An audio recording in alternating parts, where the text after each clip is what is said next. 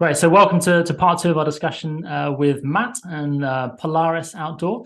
We're also joined by Josh, who works with Matt. And Matt, Josh, if you could do a quick introduction of yourself, that'd be awesome. Yeah, sure. So I've been working in the industry for getting on for sort of 10 years now. Recently started working, or the last 2 years now, I think, started working with Matt. Bushcraft instructor, mountain leader. Delving into other paddling sports, things like that as well. So, archery, yeah. That's kind of yeah. Awesome.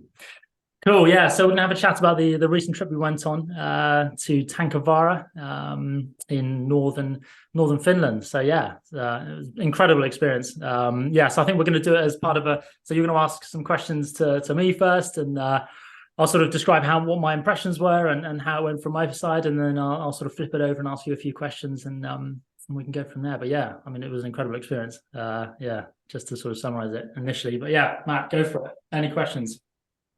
Yeah, so it was your first time out with us, Max, which was a really great experience. Also a very interesting dynamic with this group, which I think we'll get into as part of this chat, which is really nice. But why don't you give an overview of the trip, where we went, and what happened? Maybe a couple of highlights for you as well.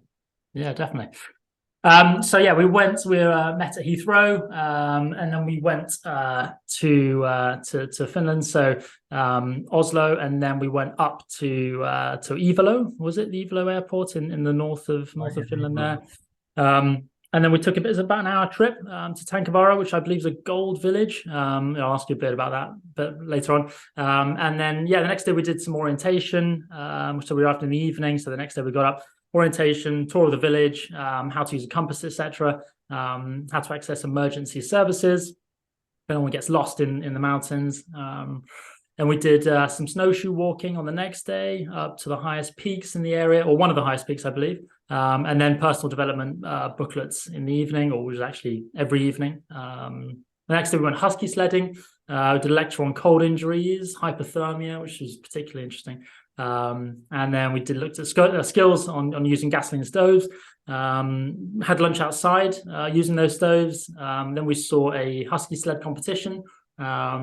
In the afternoon, I believe, was demonstrating snow shelters, and again looking at hypothermia bags, getting the students to make those and prepare those as a group. Again, booklets in the evening. And then on day 6, we did an expedition up to one of the highest peaks. I think it was the highest peak, actually, was it, in the area? And we had dinner on that sort of frozen swamp bed, was it, or lake? I believe. Yeah. Again, unreal scenery, absolutely stunning. And then some of the students slept outside. Some of the ones that had dug the snow caves in the previous day rather. Which was incredible. They showed a lot of resilience doing that. I was really, really impressed.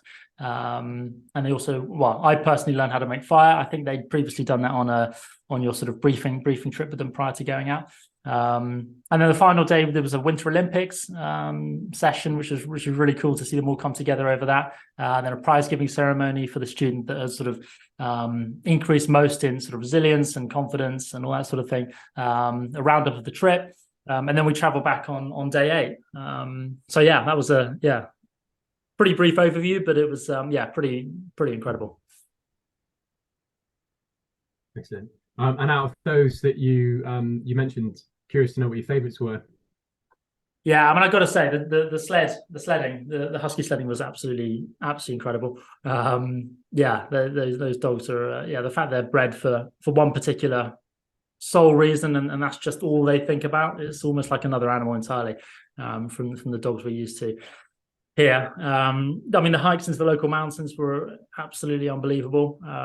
Both hikes were very impressive, but I think the second one was particularly incredible, especially we'll sort of go into this a bit later, but especially seeing one of the students in particular that showed a lot of resilience getting up to the top of that mountain. And then walking back down through, you could sort of hear the snow fall through the gaps. I think it was obviously massive snowpack, right? And then there'd be gaps in the snow under your feet, and you just suddenly hear it drop, and that was pretty incredible. Bit unnerving, but yeah. Yeah, it's a bit freaky the first time you hear that. We were Yeah, wondering what that was for a little while until they. What made me nervous is Always when you look nervous. So made me nervous. And then what else? What are my favorite activities? I think just generally being in such an alien environment. I think the silence was absolutely incredible to hear. I've never heard that before. Such a sort of that quietness, that peacefulness. And then just seeing ultimately the students come together over some of these bigger activities that really push them. Again, seeing them dig their snow shelters and seeing them get fighting through the pain of I think we'd done a big hike and then they slept in the snow shelters that night, which is just absolutely incredible. I just passed out at about 8 p.m. and couldn't believe they'd slept out there all night. Those are just some of my favorite activities, I think.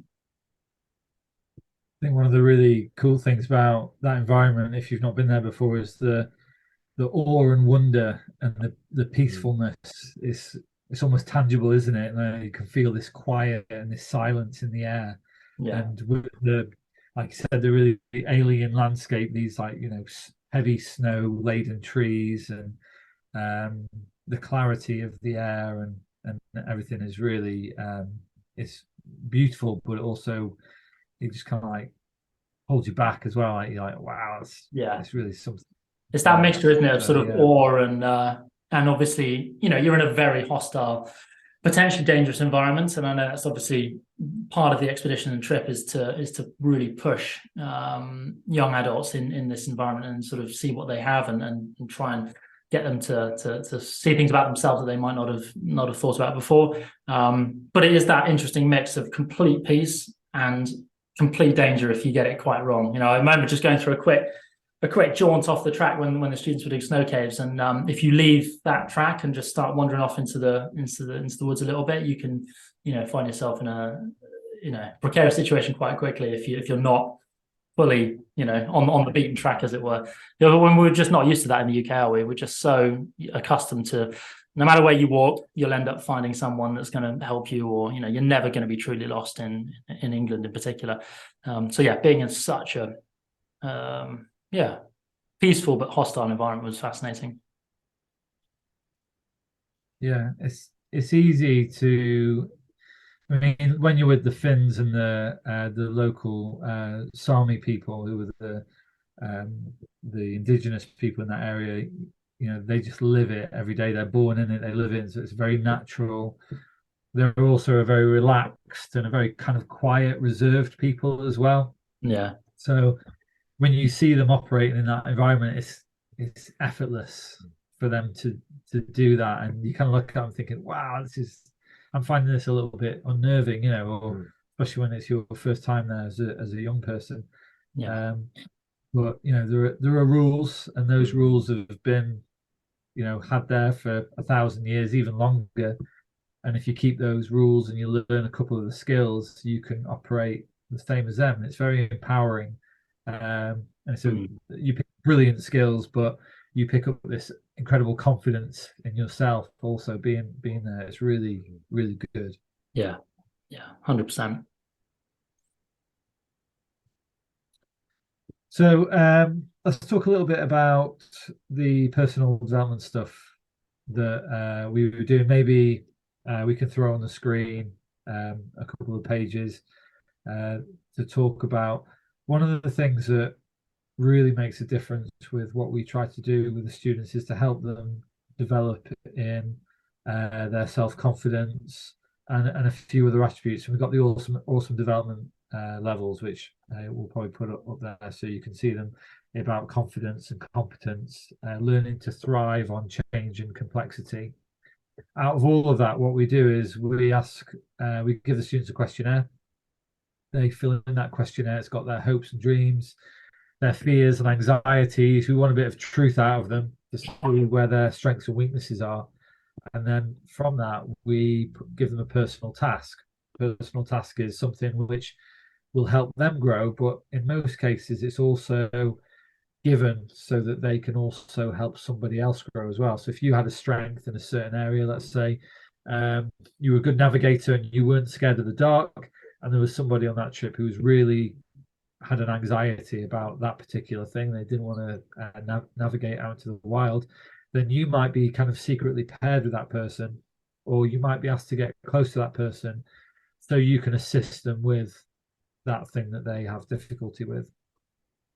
With everybody on the trip having this kind of almost spider web lattice kind of structure of one another serving each other, it creates a very interesting dynamic.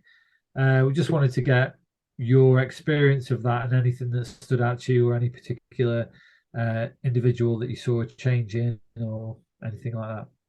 Yeah, I mean, I didn't quite realize how much thought had gone into that sort of pairing situation, but also how much you were sort of analyzing, I suppose. I don't know if that's the right word, but just observing every single student on that trip, and even at breakfast, when they were exhausted the next day, having done expeditions the previous day, and even those small interactions, who was taking away plates, who was looking after their fellow students or friends on the trip, who was sort of acting a bit within themselves or not particularly engaging much. It was all incredibly well planned and thought out, which kind of blew me away when I started to realize how much analysis had gone into it, and how much sort of pre-thought. Obviously, I wasn't there for the training prior to the trip. Obviously, you got to know the students really well before the trip, and you'd actually put in all that those details. I think were really impressive.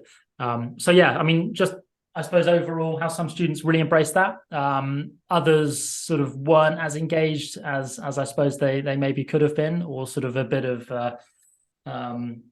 bit cautious or tentative about trying to push themselves too much. I think there were a lot that were in the middle, that were sort of trying their best, exhausted, but also trying to I suppose maybe protect themselves a bit. I found it was very, very interesting. And there was one student in particular that was sort of didn't really say much at the beginning. But again, I think I referenced this in the first question, that he, we went up to the top of this mountain on the fourth day, I think it was, and he was in skis, and it was particularly tough for students that were in skis and not the snowshoes. Thank God I was in snowshoes, to be honest. I'd have been all over the place. But he just kept going. He just he did not stop, and he just sort of went quiet, and I could see that he was obviously focusing and trying to get through it. But I thought he'd crack at one point and say, I can't do this, I'm not going to move any further. But he just kept on going. At the end of it, we were having to sort of somewhat, drag him up to the top. Again, wasn't complaining at all. And that really, really has stuck in my mind, actually. That one kid was very, very impressive to see that. And I don't know if that would have been the same attitude had you just chucked him on the mountain on day one. I don't know if it would have been quite the same. But yeah, I was super impressed by like I said, the thought and detail and analysis that went into that journey, I suppose, that you'd look to build for each student. So how do you think the Polaris team then injected growth into the daily activities? Yeah, again, really interesting. I think getting the students to really work in teams was key, pairing them up, like Matt said, all that sort of forethought before going on the trip. Digging the snow caves, for example, again, getting them to work as a team, getting them to work, you each have your job within this hostile environment. You do your best at that one job that you've got for the greater good of the unit.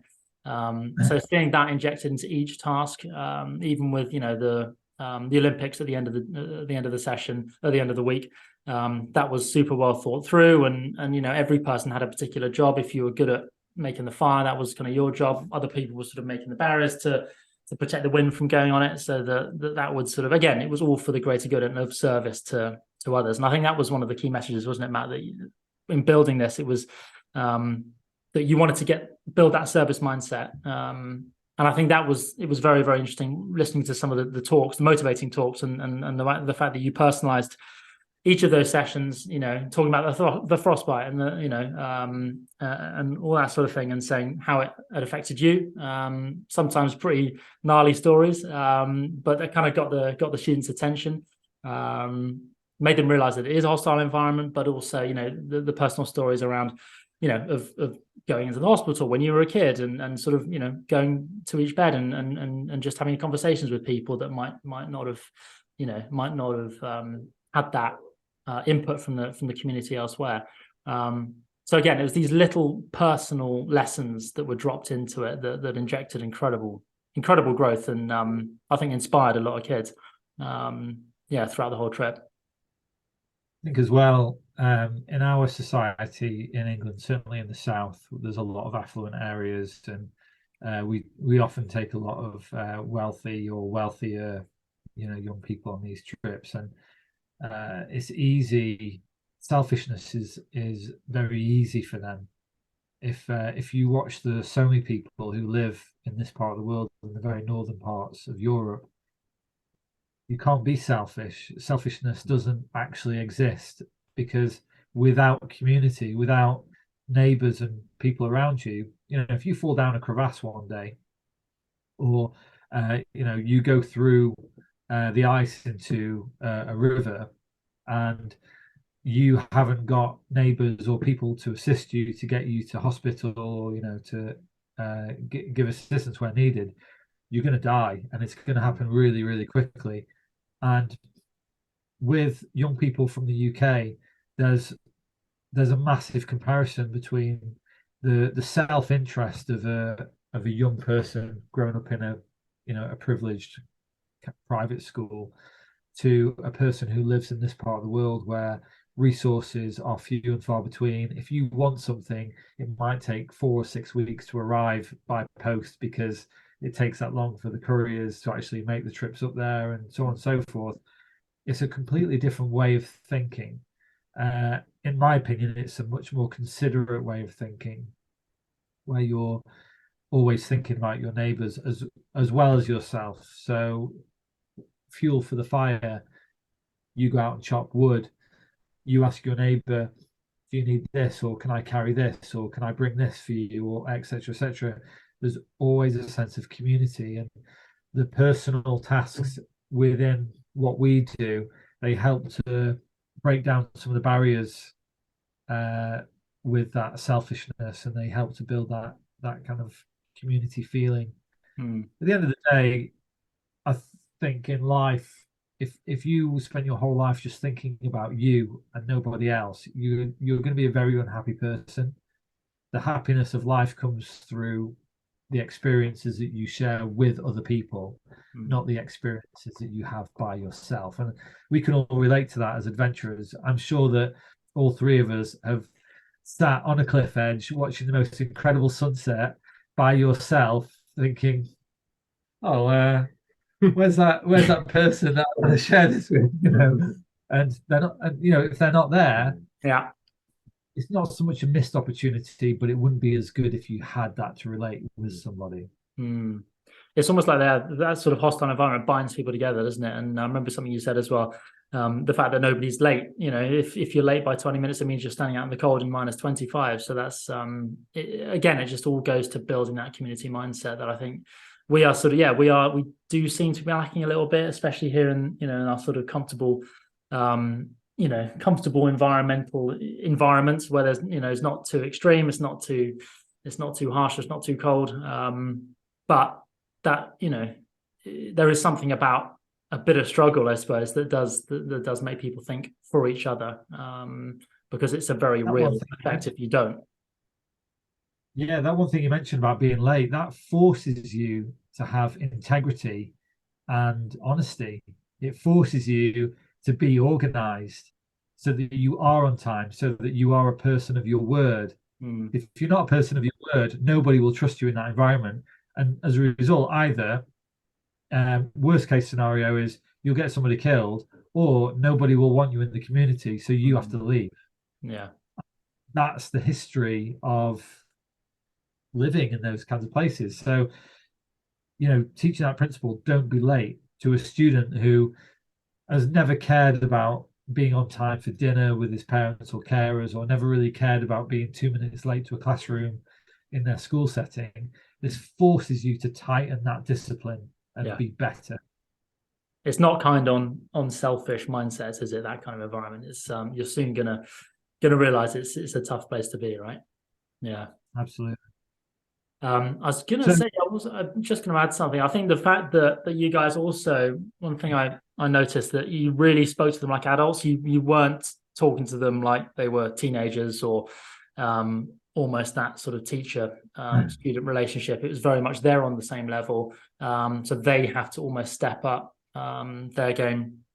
And yeah, I think that was a huge standout for me as well. I wasn't thinking that would be quite the case, that you would be so direct in some regards, but in a very, very positive way. And I think they, based on the feedback as well that they had at the end of the trip, they hugely respected that, and thought that was I think that was a major part of the experience for them, for sure. Maybe for the first time, they may have had that in such a hostile environment, being spoken to like adults. It's that was very impressive.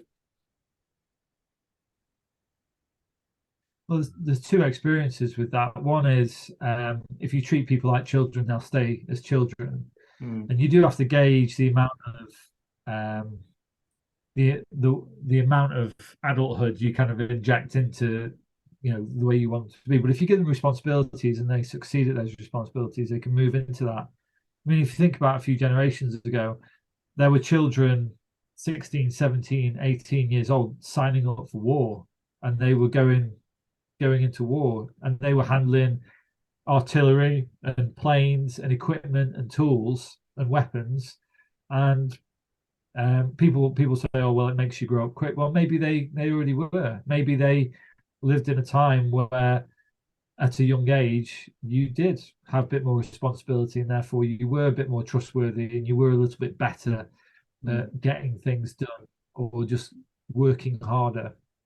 And I think that's something in our society that I think over the last couple of decades has been lost. But also with the new innovations with technology, especially in AI and things, we've been looking at the education system, and I think it's going to swing back towards an ethical approach to your growth, to gaining skills, not just in construction or engineering or in medicine, but skills in empathy, skills in attributes. So what attributes you're building? Skills in honesty, skills in charity, and you can build skills in physical behaviors, but you can also build skills in moral and ethical behaviors as well.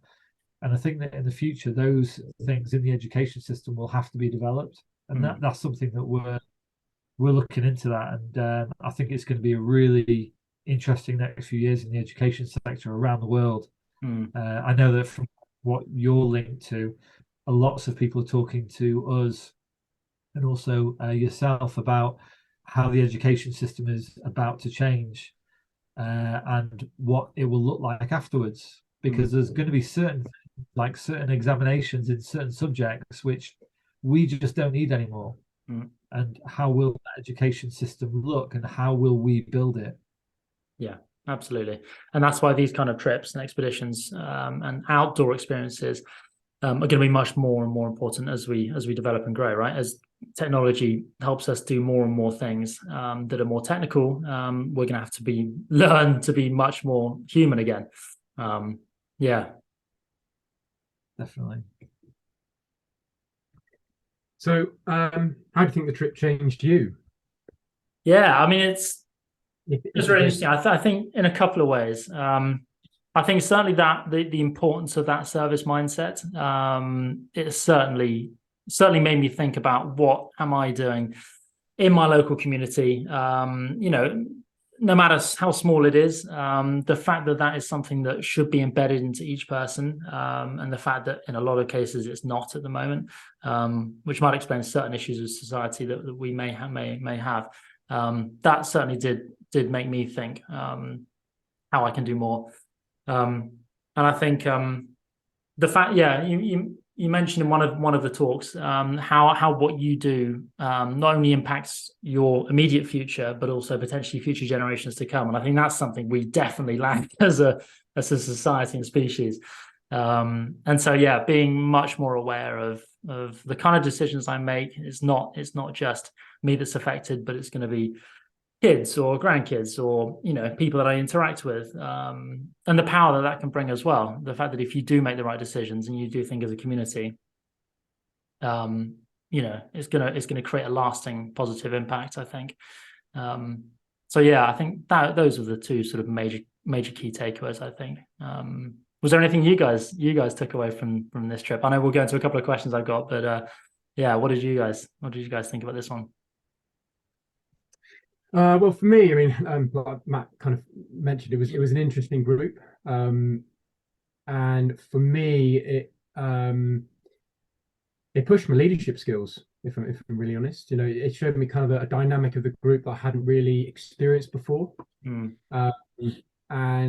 I learned a lot about how to communicate with the leadership team, about how they can how they need to be unified in order to get done what we were trying to do. Yeah, so that was quite interesting. Yeah. Matt, anything did you learn? Well, yeah, let's get into it, because we're hiding one of the topics here, aren't we? So this group was difficult, I think, for all of us in the sense that the teaching staff on this trip, not purposefully, but they undermined a lot of what we were trying to achieve by allowing the students to opt out of activities. So we'd say, right guys, get your kit, let's go. And then one of the students might say, I'm not feeling like it. And usually the teacher would be like, get your kit on, we're going. And at the end of that day, that student would be like, that was awesome, that was incredible, and it was hard, and I learned something, and I'm really glad I did it. Whereas what happened in this case was the teachers just exemplified a huge amount of apathy towards them getting the activities done and achieving great things. And because of that, quite a few of the students lost out in a number of ways. They really lost some learning opportunities, and maybe we'll get into it with some of the questions you asked. But one thing that you don't know is that after this trip, we did a celebration evening, and nearly all of the students who opted out of the major activities, they didn't even turn up to that celebration evening.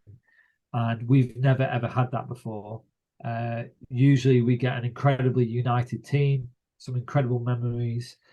Excuse my hay fever, I sound like I'm all bugged up, don't I? They get some great memories, and they share in that together, and it's quite a special thing. Whereas quite a few, not all of them, it was a minority, but in this group there was a fracturing that took place, and so some of them, they didn't share in that success and that greatness, and afterwards they then withdrew themselves away from the limelight, I think mostly because of a certain amount of shame that they didn't achieve that. And the problem that we had with that is that if the teachers had pushed them just a little bit, a teacher is a mentor. A teacher is somebody who wants you to experience a certain amount of pain with a certain amount of risk to get a greater benefit, to get something better than what you had before. And it comes through struggle.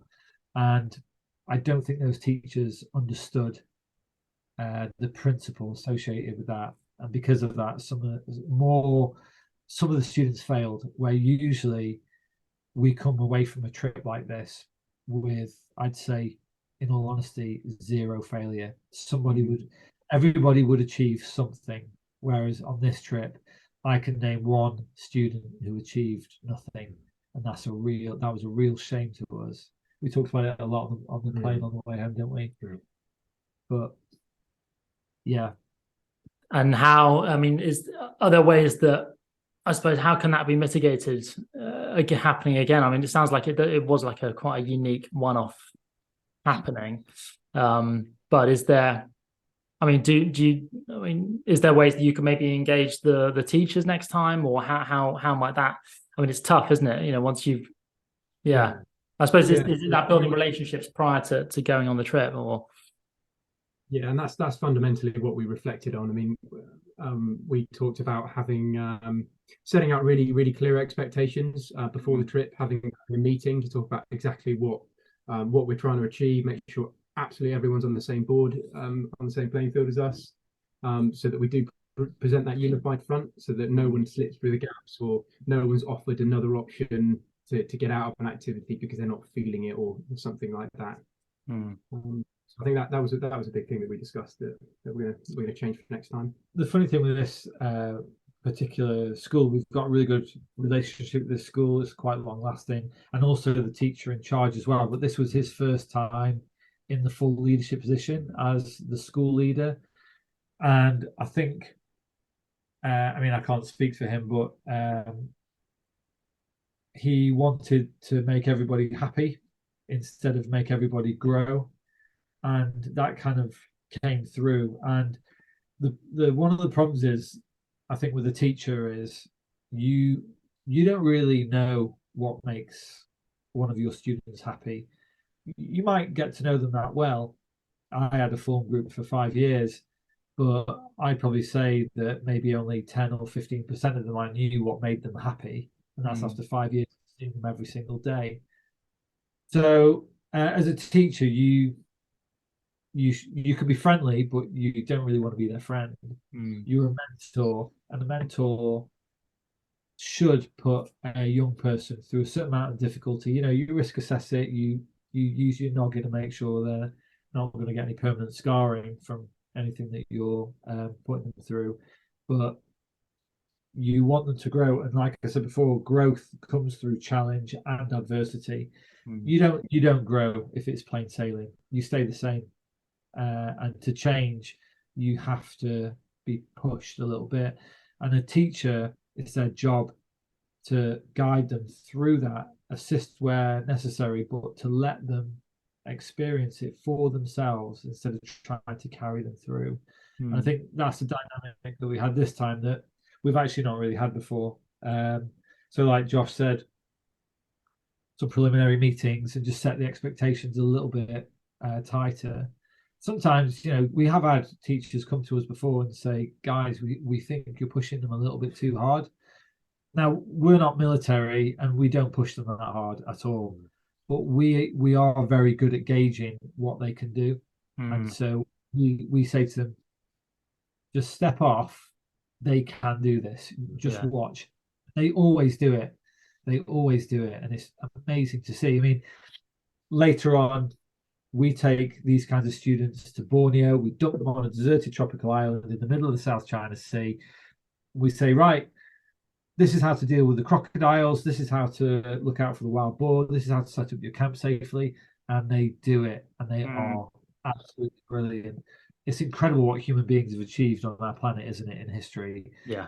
I think that with these kinds of programs, these school steps to get them outside of their comfort zones, sometimes in the moment it can seem like something big, but humans can achieve a great deal, and if they're mentored properly, they can really reach for the stars. It's great. Yeah, and there's a couple of points there. I mean, I think, do you think there's maybe if they know the students personally, it's always going to be slightly harder for them to slightly back off and have that distance when you know what you're doing is going to genuinely help them change them and grow, because ultimately you're not, it's a dangerous environment, it can be, but you're never going to put a student in mortal danger of themselves. So it's you're building a very controlled environment. What may seem dangerous, but actually is highly controlled. So I suppose you've got that confidence, haven't you? And I suppose it is difficult. You're coming at it cold, and the students personally to take that step back, right?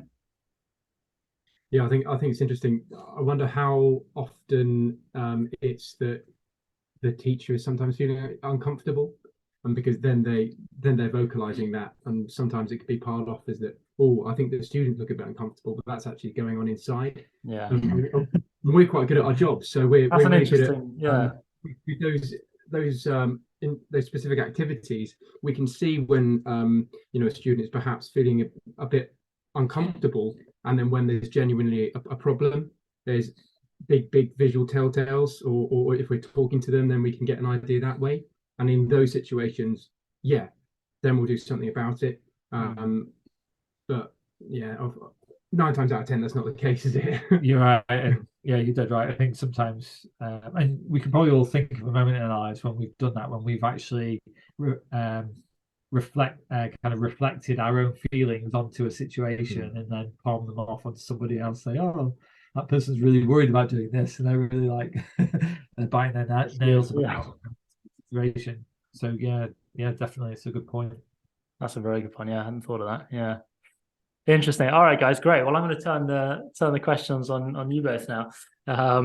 And yeah, I suppose just starting off really, why Tankavaara? What is it about that place that made you think this is the perfect spot to do something like this? Very good question. I mean, it's a very special place. One thing that we do as a company, and I did this when I was a teacher, and I was very fortunate that my head, who was a wonderful man called Sir George Berwick, who in a lot of ways invented the modern education system in the UK as it is today. He let me recce all the expeditions that we designed when we were doing this in schools, and that's very empowering. You're on the ground, you're writing the risk assessment in that place. It's 10 times better than anything else that buying in a third provider can do. So we kind of we as a company, we pride ourselves on that because of that history and that legacy that we had. So Tankavaara was discovered in that exact way. We had a couple. Well, we have another site in Finland, which is to the south of Tankavaara. It's also a wonderful site. It has some really good World War II history associated with it. It's by the Tornio River, which is stunning, and there's ice fishing, and there's all sorts of activities that are done there. When we found Tankavaara, it was another level of special. The silence that can be had there is a lot more powerful. There's almost zero light pollution as well. So in the other places that we've been to, especially when you go to tourist locations, there's always a lot of street lighting, and here in Tankavaara there's almost none. And where there is around the main kind of square, you can walk for 3 minutes and you've just got a pure, brilliant sky. On top of that, I'm a geologist, and there's gold there as well. Some great history with the gold in northern Europe there. So we have a summer expedition which does gold panning, and then we have the winter expedition, which is what we're talking about now. So it had dual purpose, but there's a lot more feeling of this kind of very traditional Finnish history there, and there's some great places to visit around that area. It's really wonderful. It's very special. Brilliant. Yeah, and how did you come up with the structure of the personal development series over those 7 days or so? With the booklets, for example, that was so well thought out. How has that evolved, and how has that come about? That's a lot of work. It's kind of the icing on our cake, and I think we could probably both say it's the jam in the butty in it.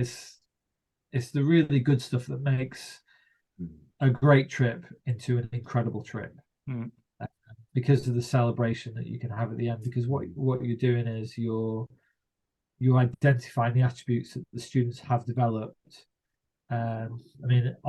Maybe chuck it up on the screen. We've got the awesome development levels, and on the table they're ticking each day if they're gaining those attributes. They're reflecting on their day in a diary. It's almost 20 years worth of development. Half of it was done when I was a teacher, because I wanted my students to become like me, in the sense that when I went climbing or I went to the jungle, I wasn't afraid of those environments for very particular reasons, often because of the mistakes I'd made and the stories I had to tell from that, but also the successes as well. We then had to try and structure that without having these epic, detrimental, almost like dying stories to tell. It's like, how do you make this a little bit safer? So let's do a risk assessment. And how do you allow young people to have experiences which are no less meaningful, but there's less danger and detriment to them. And so the booklet was born out of that, and it gets them to learn about risk. It gets them to learn about nutrition. It gets them to learn about their mental health and how their brain reacts in certain situations, especially when you're dehydrated or when you're scared, and how the adrenaline gets injected into the body and how that affects you and your thinking processes and all those kinds of things. So there's a lot involved in it. And when you teach that to, well, anybody, young people or adults who haven't had these kinds of experiences, they can grab it a lot more easily. So we definitely pride ourselves in it. It is a lot of work, but for us, it's really worth it, because when you're helping other people, it really accelerates the growth. I suppose it just provides evidence of learning, doesn't it? Like you said, that you can say, I mean, you know how impactful it is, but it also builds buy-in from senior leaders, that maybe weren't on the trip, but from the school back home, and sort of looking at, okay, what did students get out of it? So it just goes to prove this model that getting students outdoors in these kind of environments in a kind of a planned trip like this has a major impact on students' long-term development. And I suppose it also impacts their academic subject learning as well, doesn't it, when they come back home? Yeah, we've definitely got some data on that the academic achievement is raised much higher. I know we've talked about this in other podcasts that we've got with the ISN, that an outdoor learning program accelerates academic achievement inside the school, and also a person's general happiness and well-being. So they're all very, very connected. I think it's just about balance. In maybe in the noughties, certainly when I was in the education system early on, it was very numbers driven. Teachers were expected to produce numbers and excellence, and Ofsted really kind of pushed that, and it took a lot of the joy out of teaching, but it also made everybody in a lot of ways less joyful. I know that the mental health of a lot of my students during that time was pretty tough, and also about teachers with the extra work they were put on. So this balance between enjoyment, risk, experiential learning, friendship building, service to others, and then your academic, there has to be a balance. It may have an individual balance that is different from everyone else's, but looking at it generally and saying, let's do a bit less academia and let's get outside, let's go do something. It has no less worth. In fact, in some cases it has more worth than just staying in the classroom longer and doing the same old thing that we've been doing before. Yeah. And we'll put a couple of those links of those previous conversations we've had at the bottom of this. And also, I don't know, Matt, if you've got any ebook as well for that series you've got, or the pamphlet that you've built and built up over the last 20 years that you now use in your expeditions. We'll put a link on that below too. Cool. All right. So yeah, we've touched on it a little bit, but how did this compare? How did this trip compare to other trips you both have been on? Well, I mean, in terms of, you mean with Polaris, or just other trips that? Yeah, with groups. Yeah. So, I mean, I freelance for other companies as well. So I've got the nice perspective of being able to see how other expert companies do it. I mean, for me, it's the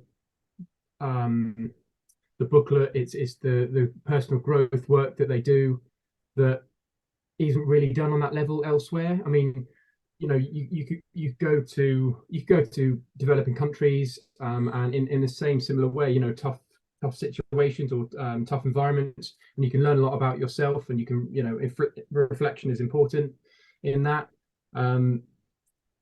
But the way that the students record it throughout the book, and how we build on it every single day isn't really done, I don't think. So that's quite an interesting one, I think for me. Evidence of learning, right? Yeah. And there seems to be a couple of specific challenges, I think, on this particular trip, right? And if we sort of go into how you maybe overcame those, because I mean, ultimately it is a dangerous environment, and if you've got students that are maybe not as focused as others, or maybe mucking about a bit, which is seemingly harmless, in the UK or the environment that they're used to, but can be quite dangerous, in all honesty, in those kind of settings. How did you overcome those specific challenges and make sure that, there weren't any disasters, I suppose? So the most dangerous activity in this whole week isn't, walking out into the tundra in the nighttime and navigating in the dark or anything like that. The actual most dangerous trip is the creation of the quinsies and the snow shelters that people are building that they're going to sleep in. Now we make the activity quite safe by having the snowplow pile up great big piles of snow, so it's already compacted for a few days and frozen, so that when we dig into those piles, they're very, very stable.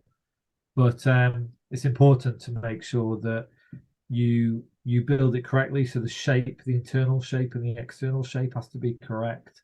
And we take the students through that. And then there's a way of watching, a buddy system where you're watching your companions, one's digging, and then we teach them all how to do an emergency dig out.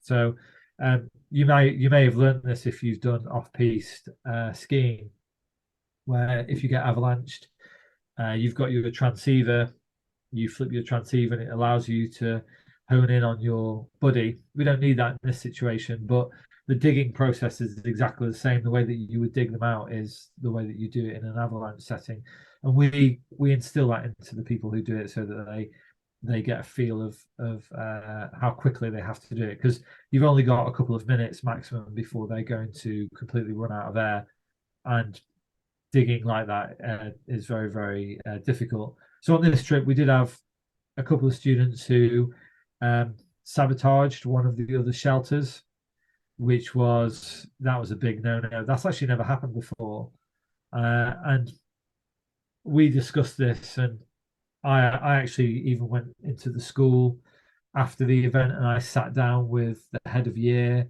and the head teacher, discussed the consequences of these students' actions. And at first the head teacher was not going to take any action against the students at all. She thought nothing of it, and I said, hold on a second, these students, what they did, even though they were just playing a prank, that shelter could have been destabilized and it could have collapsed on their companions when they were asleep, and they would have been pinned underneath all that snow and they would have suffocated and died.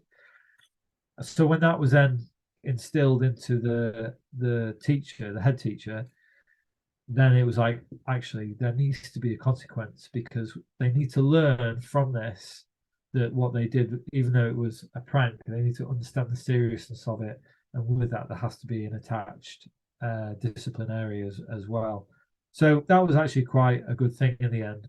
But I think that only actually happened because of the disunity that occurred between the Polaris leaders and the teachers, because what was happening was we were asking them to do difficult things, to step outside of their comfort zone, and the teachers were letting them off from those difficult things. And so it fractured the team, and the team started drifting towards the teachers because the teachers were giving them an easy ride. So as previously mentioned, we need to make sure that that doesn't really happen again. So that was quite a good learning experience for Josh and I, because we'd never really seen that before, had we? Before that, the teachers relied on us and the kids completely relied on us. And in this case, it kind of split in the middle a little bit.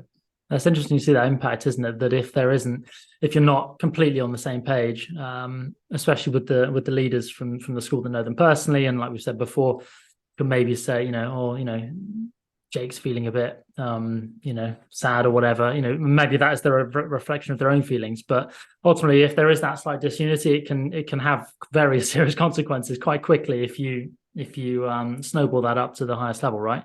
So that's, I suppose, yeah. It's interesting. I think